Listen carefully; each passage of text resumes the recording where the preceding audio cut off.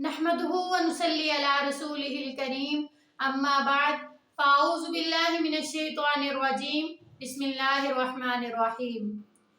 ربی اشرح لی صدری ویسر لی امری واحلل عقدۃ من لسانی یفقہوا قولی۔ جوتے کے علاوہ کوئی ایسی چیز بھی نہیں ہونی چاہیے جو عورت کے وجود کا احساس دلائے، یعنی سارے لوگوں کو پتہ چلے کہ ادھر سے عورت گزر رہی ہے۔ اس سے مراد ہے مطلب کہ خوشبو لگا کر عورت جہاں سے بھی گزرتی ہے ایسی خوشبو کہ سب کو پتہ چل جائے کہ فلاں عورت گزری تھی، اس سے منع فرمایا گیا۔ جہاں آپ نے عورتوں کو مسجد جانے کا حکم دیا یعنی اجازت دی، جیسا کہ آتا ہے لا تمنعوا اماء اللہ مساجد اللہ، کہ آپ صلی اللہ علیہ وسلم نے فرمایا اللہ تعالیٰ کی بندیوں کو مسجد جانے سے نہ روکو۔ وَلَكِنْ لِيَخْرُجْنَ وَهِنَّ تَطْلَعْ، کہ وہ خوشبو لگا کر نہ جائے، یعنی خوشبو لگا کر مسجد میں جانے سے منع فرمایا ہے کہ اگر ایسی خوشبو یا کوئی پاؤڈر وغیرہ عورت لگاتی ہے جس کی خوشبو اس تک ہی محدود رہ جاتی ہے تو اس کی اور بات ہے، لیکن ایسی خوشبو جو عورت لگا کر جائے اور باہر سب کو پتہ چلے کہ فلاں عورت یہاں سے گزری تھی، اس کی خوشبو سارے محسوس کریں مرد،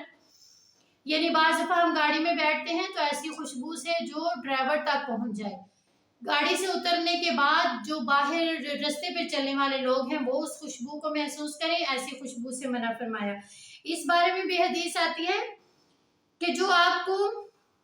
اس بارے میں ایک حدیث ہے، میں آپ کو وہ سناتی ہوں۔ ابو داؤد کی روایت ہے کہ ایک عورت مسجد سے نکل کر جا رہی تھی، حضرت ابو ہریرہ رضی اللہ تعالیٰ عنہ ان کے پاس سے گزرے اور انہوں نے خوشبو محسوس کی۔ انہوں نے اس کو روک کر پوچھا، اے خدائے جبار کی بندی، کیا تو مسجد سے آ رہی ہے؟ انہوں نے کہا جی میں مسجد سے آ رہی ہوں۔ تو انہوں نے کہا میں نے اپنے محبوب سے سنا، حضرت محمد صلی اللہ علیہ وسلم نے اس سے سنا ہے، وہ فرماتے تھے کہ جو عورت مسجد میں خوشبو لگا کر آتی ہے اس کی نماز اس وقت تک قبول نہیں ہوتی جب تک وہ گھر جا کر غسل جنابت نہ کر لے۔ اسی طرح بازار میں جاتے وقت تھوڑی بہت بھی خوشبو ہمیں نہیں لگانی چاہیے، کیونکہ بازار میں تو زیادہ تر مرد جو ہوتے ہیں وہ قریب سے گزرتے ہیں۔ اسی طرح یہ بھی آتا ہے کہ جو عورت عطر لگا کر راستے سے گزرے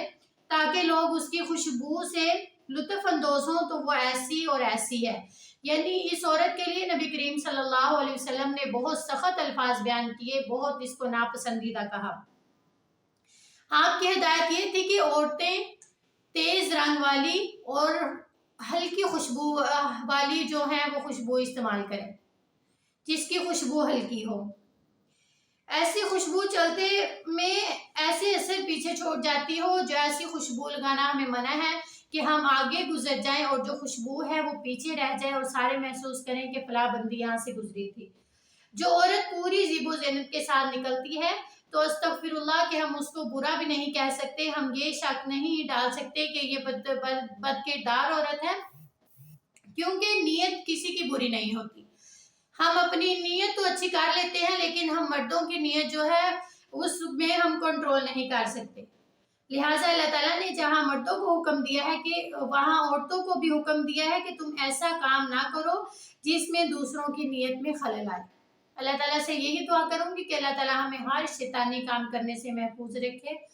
آمین۔